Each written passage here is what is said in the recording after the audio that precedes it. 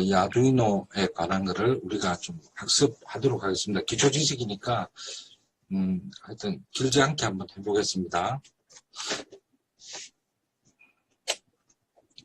자, 이 컴퓨터는 1950년 정도에 이제 개발이 되었습니다. 그때는 아주 단순한 기계였고요.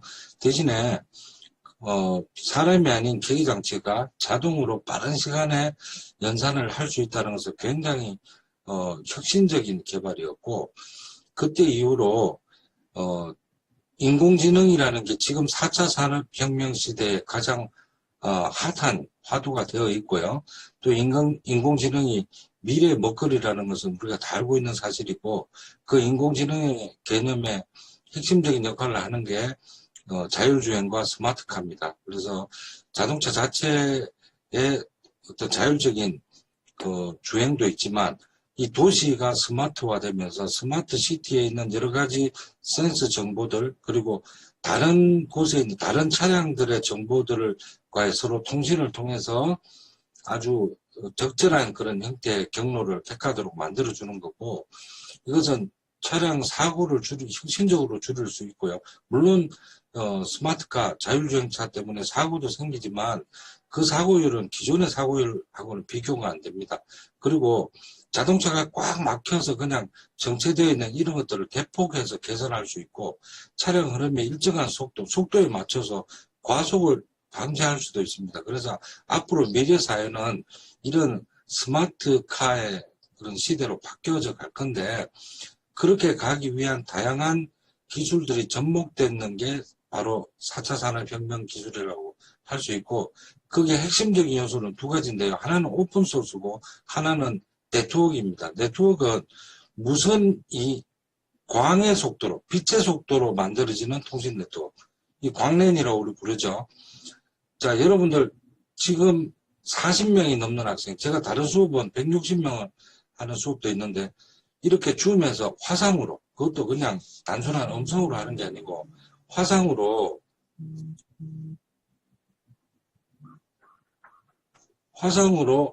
수십 명, 수백 명의 사람들이 서로 통신할 수 있다는 것은요, 예전에 기존의 네트워크 가지고는 불가능한 거예요. 자, 여러분이 구글이나 네이버에서 숙명여대에서 엔터키 치면 숙명여대 홈페이지 링크가 나오고, 클릭하면 숙명여대 홈페이지가 나오는데 얼마 걸리죠? 몇 초 걸리죠? 10분, 20분 이런 게 아니죠. 불과 1, 2초 사이에 탁 떠요. 그죠? 근데 거기까지 갔다가 오는 정보의 전달 과정을 제가 설명하는데도 기술적으로 하면 1시간 넘게 걸려요.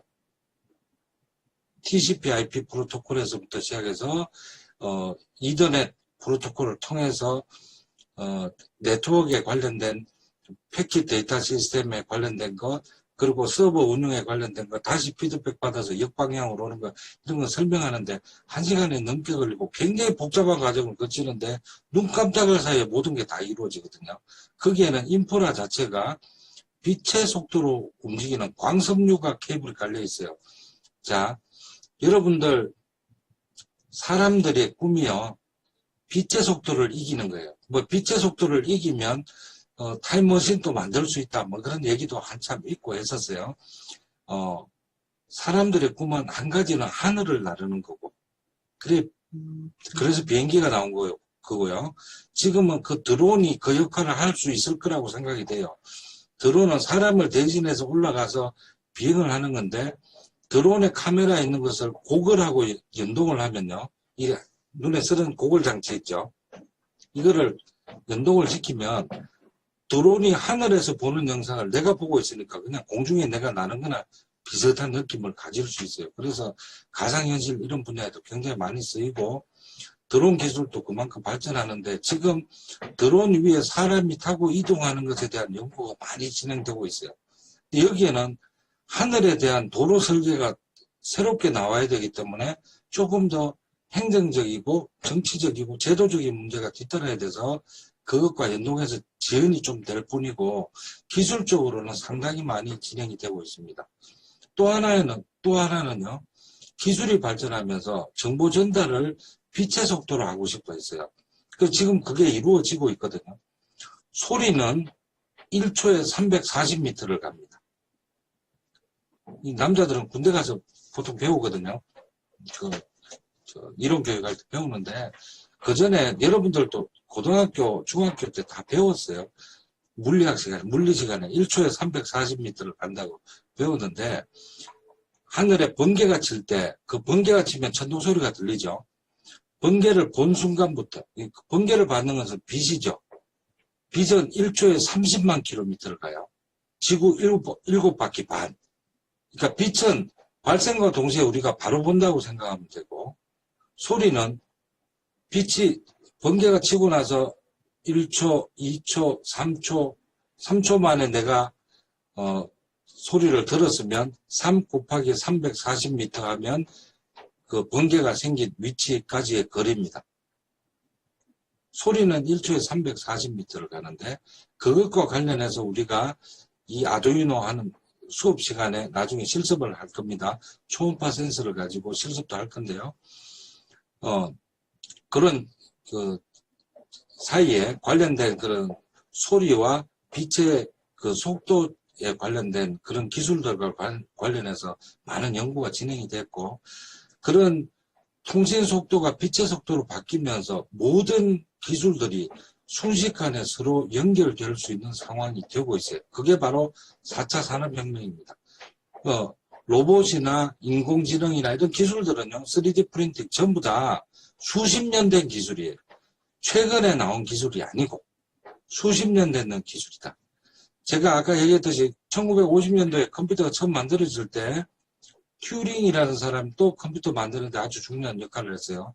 이 사람이 컴퓨터를 만들고 했는 일이 뭐냐면 인공지능인지 아닌지를 테스트하기 위한 모델을 만들었어요. 그거 유명한 튜링 테스트입니다. 튜링이 컴퓨터를 만들면서 인공지능 모델을 평가하기 위한 도구도 만들었다고. 그때부터 꿈꾼 게 인공지능이에요.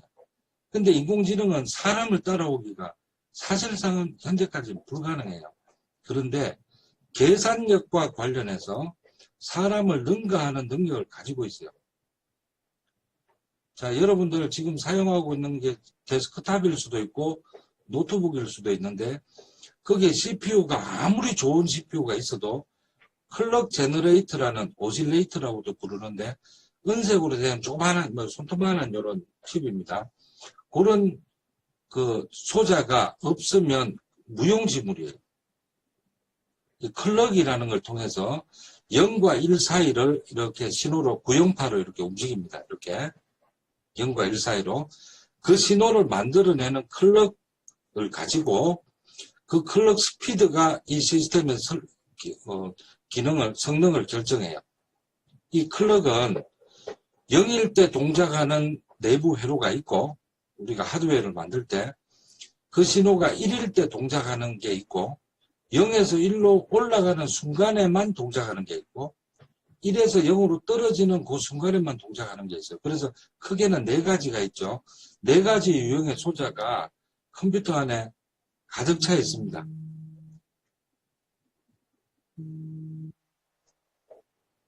제가 수업 학교에서 연락이 온 건데,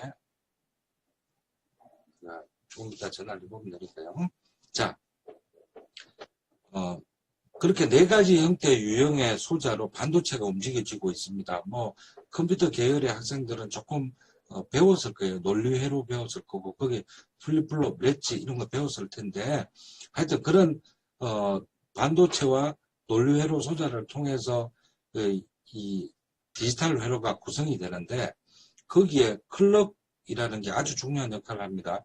그런데 여러분 데스크탑 컴퓨터는 이 클럭이 내 컴퓨터에서 오른쪽 마우스 클릭하고 속성이나 등록 정보를 보면 윈도우 10을 쓰고 있고, CPU는 i5, i7을 쓰고, 옆에 보면 몇 기가헤르츠 이렇게 나옵니다. 그게 클럭 스피드거든요. 예를 들어 데스크탑은 평균 보통 3기가헤르츠 전후를 쓰고요. 노트북은 현재 2기가헤르츠 전후를 씁니다. 그 말은 무슨 말이냐면, 여러분이 사용하는 컴퓨터의 클럭이 1초에 30억 개 또는 20억 개가 동작을 한다는 거예요.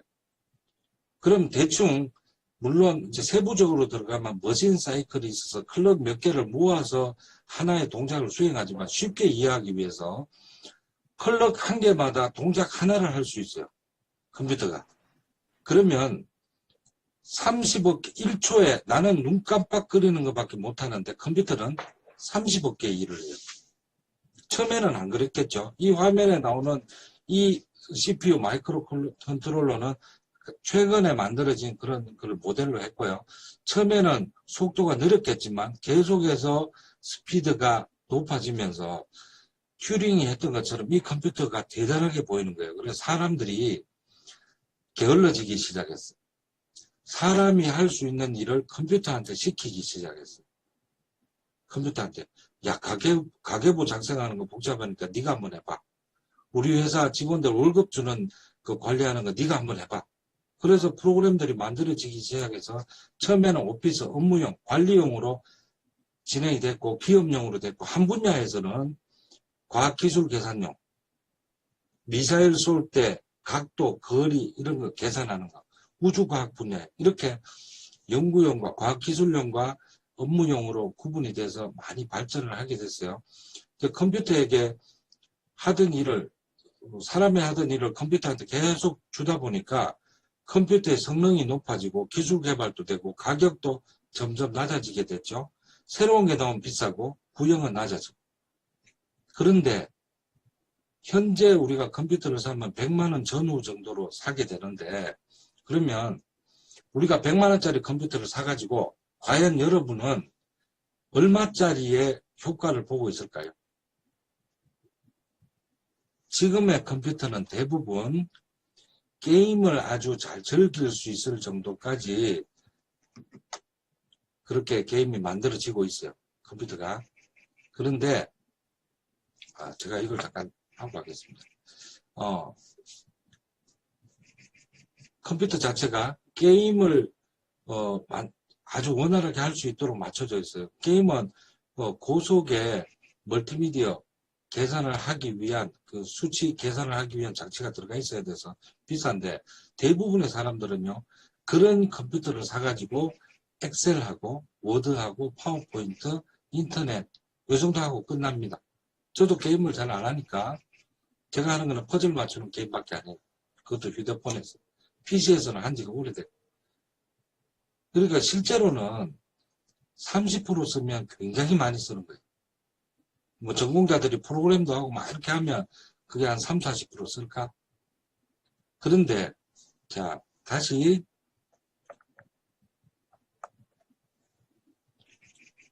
여기로 돌아가세요. 1990년도 후반쯤 96년쯤인데요. 마크 와이즈라는 사람이 제록스라는 회사의 연구원이었는데 거의 천재예요.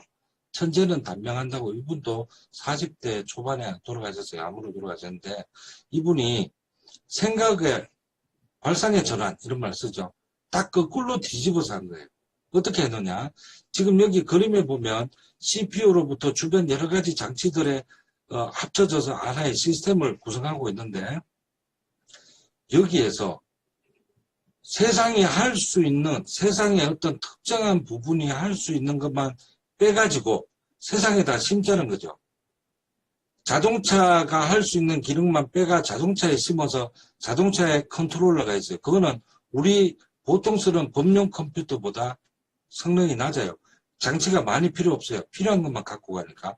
내비게이션에 필요한, 내비게이션 운영하는 거에 필요한 그런 요소들만 빼가지고 내비게이션에 집어넣었어요. 공장에서 생산 라인에 곳곳에 필요한 부분을 그 부분만 해결할 수 있는 기능만 빼가지고 집어넣고 심지어 이 마크 와이즈가 얘기했는 거는 유비쿼터스의 세상인데 컴퓨터가 할 수 있는 기능의 일부를 빼가지고 천장에다가 심고 책상에다가 심고 벽에다가 심고 도로 바닥에다가 심고 나무에다가 심고 다 심어놓고 사람들은 움직일 수 있는 휴대용 단말장치, 지금으로 치면 스마트폰이 되겠죠. 이런 스마트폰과 같은 이동식 단말장치를 가지고 다니면서 언제 어디서나 정보를 액세스할 수 있고 정보에 접근할 수 있다. 그리고 그것과 연관된 장치들을 제어할 수 있다. 그래서 그 용어를 유비쿼터스라는 용어를 썼어요. 들어본 학생이 있을 겁니다. 유비쿼터스는 언제 어디서나 실은 존재한다라는 라틴어예요. 근데 유비쿼터스라는 용어가 나오면서 유비쿼터스와 유니버설 센서 네트워크, 센서들끼리 서로 통신하면서 네트워크를 구성하는 것, 이 두 가지 개념을 합쳐져서 굉장히 많은 연구가 2000년 중반까지 됐어요. 2010년도 이렇게 넘어오면서 계속 그런 것들이 발전했는데 어느 순간에 2016년에 다보스 포럼에서 클라우드 슈밥이 4차 산업혁명이라는 용어를 제시했어요. 그러니까 혁명이라는 말은 기존의 체제를 완전히 뒤엎는 혁신적인 시대가 오는 거죠. 그래서 1차 산업, 2차 산업, 3차 산업 완전히 혁신적으로 산업이 바뀌는 거예요. 4차 산업혁명도 완전히 바뀌는 시대니까 지금 여러분이 대학에서 공부할 때 4차 산업혁명 시대에 들어와서 공부하는 거잖아요. 그럼 나가면 완전히 바뀐 세상으로 지금 시대가 바뀌어져요. 거기에 대해서 대응할 수 있는 준비를 여러분이 해야 돼요. 자, 여기에 인베디드라는 단어가 나옵니다. 붉은 글씨로 써놨는데 컴퓨터가 할 수 있는 기능 중에 필요한 기능들만 골라내서 어떤 장치나 어떤 위치에다가 내장시킨다는 개념으로 인베디드라고 씁니다. 자동차에 들어가는 것도 인베디드 컨트롤러, 내비게이션 시스템에 들어가는 것도 인베디드 컨트롤러. 앞으로 곳곳에 사물 인터넷 오브 띵스, 이것과 관련해서 다양한 마이크로 컨트롤러들이 어떤 필요한 요소 속에 내장이 되고 다양한 스마트 장치를 가지고 그것을 제어하고 또 정보를 얻을 수도 있어요. 그래서 지금은 이제 휴대폰으로 자동차 문도 열죠. 이제 키도 없어져요. 휴대폰 갖다 대면 자동차 문 자동으로 열리고 스마트카 시대로 가면 운전도 안 해요. 그럼 자동차 내부가 어떻게 바뀔까요?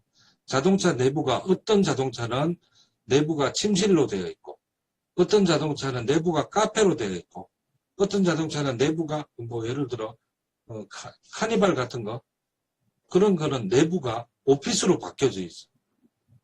앉는 의자가 앞으로 보게 돼 있는 게 아니고 이쪽은 뒤쪽을 보고 이쪽은 앞쪽을 보고 가운데 테이블이 있고 자동차에 타서 목적지 정해놓고 스마트카 알아서 가니까 거기서 업무 보고 차도 한잔 마시고 음악도 듣고 피곤하니까 제쳐서 침대처럼 해서 한입 자고 가고 저는 아마도 잘 것 같아요.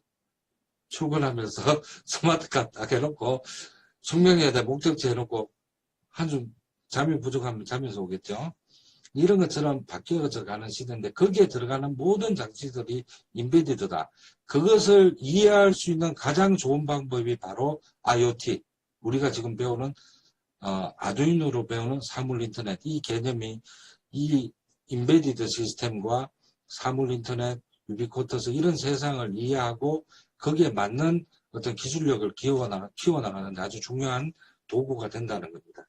자, 이제 컴퓨터의 구성 원리로부터 아두이노와 같은 컨트롤러까지 한번 쭉 진행을 해볼게요. 우리는 지금 컴퓨터 시대에 살고 있는데 컴퓨터는 크게 소프트웨어와 하드웨어로 구성이 되어 있습니다. 눈에 보이는 건 하드웨어, 눈에 보이지 않는 소프트웨어로 구성이 되어 있죠. 근데 이 소프트웨어는 크게 우리 눈에 볼 수 있는 게 바로 앱입니다. 원래는 어플리케이션 프로그램 이렇게 불렀어요. 응용 프로그램.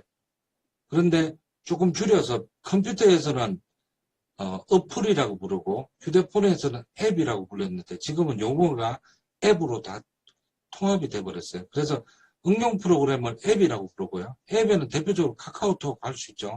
게임도 있고 인터넷 익스플로러, 한글 워드, 엑셀 다 이런 것들이 응용 프로그램에 속하고 우리가 지금 아두이노에서 배울 거는 아두이노 IDE라는 통합 개발 환경, 에디터부터 컴파일하고 업로드하는 기능을 다 모아놓은 아두이노 IDE라는 프로그램을 사용할 겁니다. 이것도 다 앱에 속하고요. 이 앱은 하드웨어에 바로 설치가 안 돼요. 여러분이 용산전자상가 가서 메인보드 사고 디스크 사고 메모리 사고 해가 하드웨어 연결하고 카카오톡 깔면 안 깔리죠. 무슨 말인지 못 알아듣죠. 응용 프로그램은 사람이 이해할 수 있는 언어로 만들어져 있고 컴퓨터는 하드웨어가 0과 1, 정기적으로 하면 0V, 5V밖에 못 알아들어요. 0V, 5V밖에 못 알아듣는 걸 0과 1로 이해할 수 있도록 논리적으로 만들어 놓은 게 논리회로고 그 위에 무언가가 좀 갖춰져 있고 그 위에 응용 프로그램이 있는데 첫 번째 갖춰줘야 될 게 운영체제라는 게 있습니다. 오퍼레이팅 시스템. 운영체제가 있어야 어플리케이션 프로그램이 설정이 돼요. 그런데 이 오퍼레이팅 시스템은 대표적으로 윈도우하고 애플에서는 맥OS, 그 다음에 공용으로서는 리눅스 있는데 이거 말고도 운영체제는 중대형 컴퓨터에 가면 종류가 되게 많습니다. VMS라는 것도 있고요.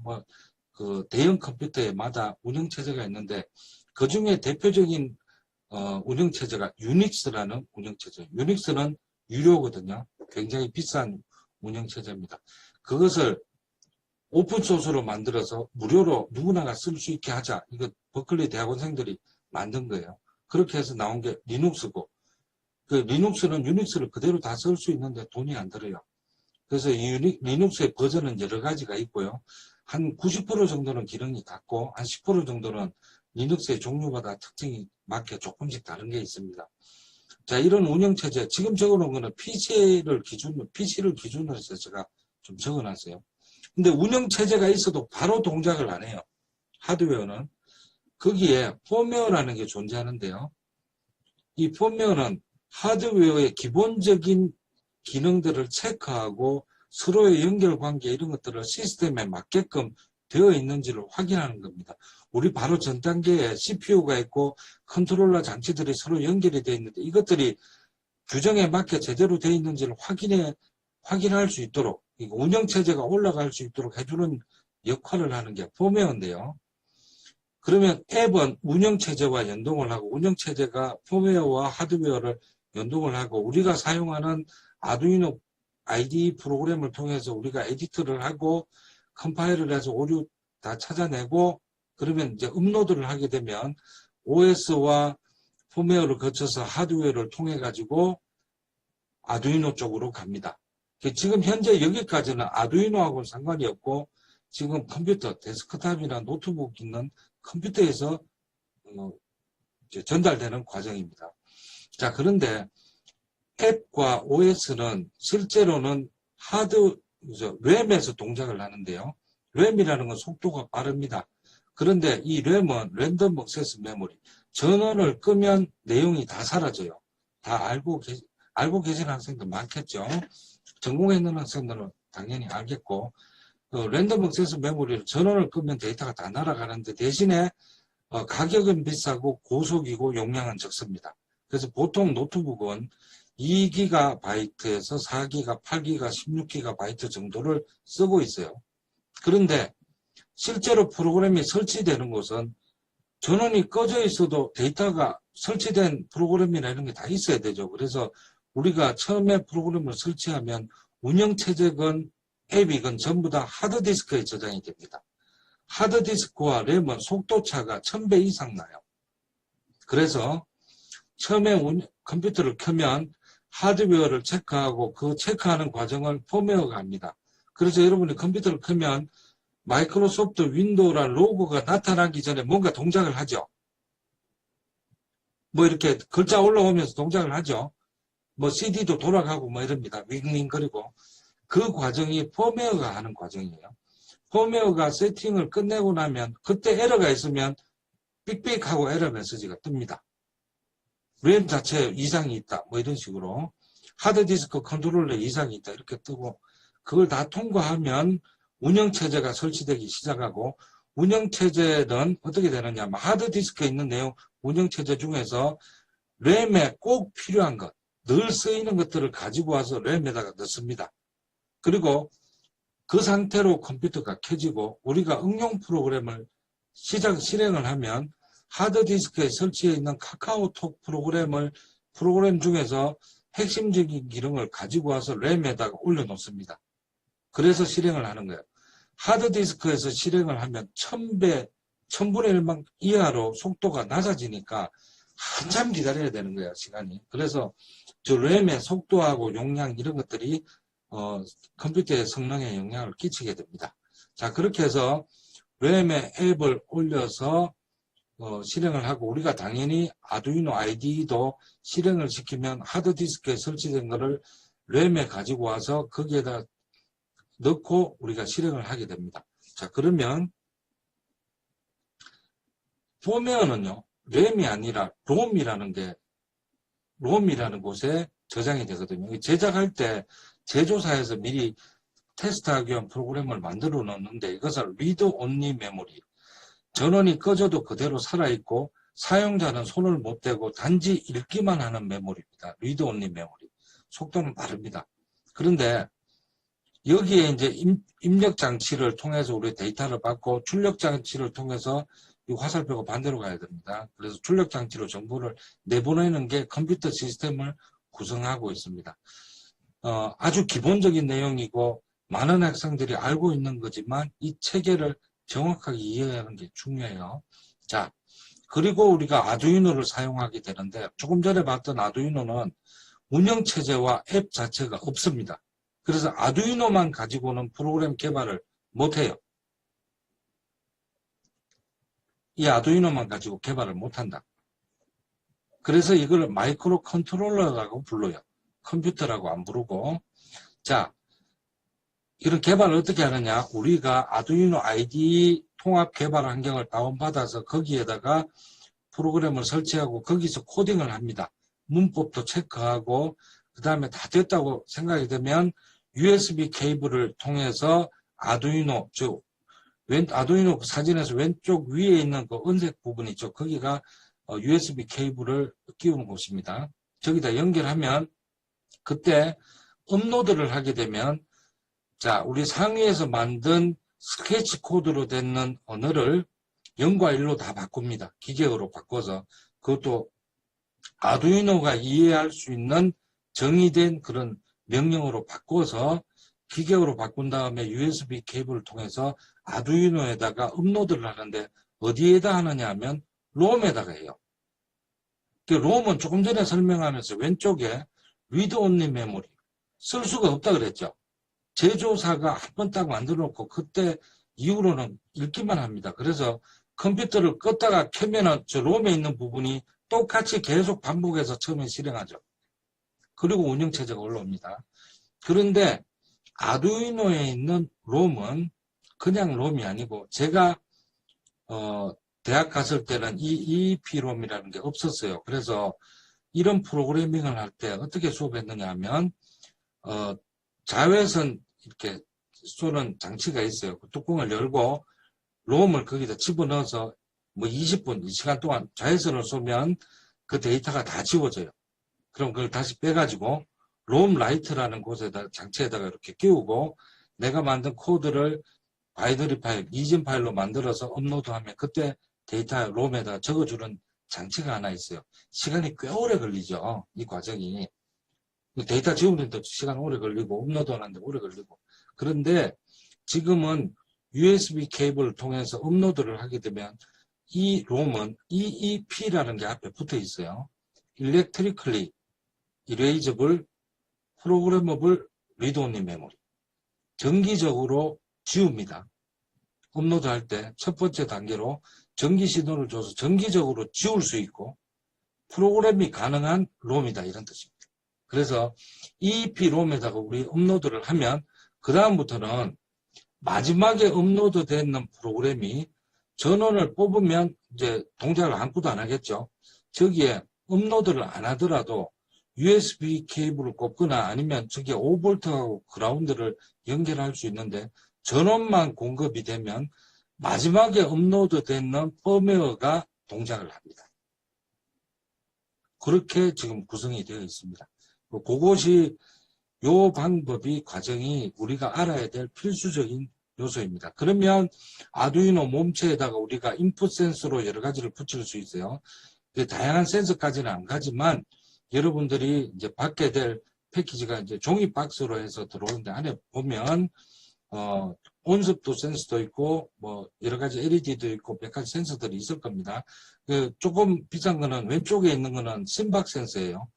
맥박수를 측정하기 위한, 심장 박동수를 체크하기 위한 센서고, 오른쪽에 보면 여러 가지 센서들 종류가 있는데, 많지는 않지만 몇 가지 센서들을 여러분이 받아서 이제 실습을 하게 될 겁니다. 오른쪽 위에 보면은 이제 출력 장치들인데, LED를 쓰기도 하고, 두 번째 있는 건 LCD예요. 이거는 여러분들이 받을 겁니다. 16글자로 한 줄에 쓰고, 두 줄을 쓸 수 있는 LCD인데, LCD 중에서 I2C라고 저기에는 10개 정도의 핀을 써야 되는데 그러면 아두이노에 핀을 다 써버리니까 못 쓰잖아요. 뒤에 모듈이 하나 붙어 있어서 컨트롤러, 지금 아두이노로 만드는 컨트롤러처럼 뒤에 조그마한 컨트롤러가 붙어서 단지 4핀만으로 저 LCD를 동작시킬 수 있습니다. 그런 LCD I2C도 여러분이 받고, 밑에 거는 여러분 이 수업 시간에는 없는데, OLED라고, 이게 이제 창의적 기술이나 예술과 정보학 시간에는 이 OLED를 지급합니다. 즉, 픽셀 단위로 LED로 동작하는 겁니다. 그리고 밑에 거는 서버 모터라고 0에서 180도의 회전을 이렇게 모터가 움직이는데, 각도도 제어할 수 있고 왔다 갔다 할 수도 있고 레이더처럼 쓸 수도 있고 뭐 뚜껑을 열고 닫고 이런 용도로도 쓸 수 있고 다양하게 응용도가 높은 그런 모터가 있습니다. 스마트카 시대에는 모터로 동작하고 핸들이 우리가 지금 쓰고 있는 유압형 형태가 아니고 저 서버 모터를 사용해 가지고 각도 조절만 하면 자동으로 움직일 수도 있고 사람이 수동으로 할 수도 있고 뭐 그런 형태로 활용이 되고 있습니다. 자, 그러면 우리가 아두이노로 배우는 코딩의 세계를 통해서 뭔가 기초만 배우면 그걸 통해서 다양하게 확장시켜서 갈 수 있는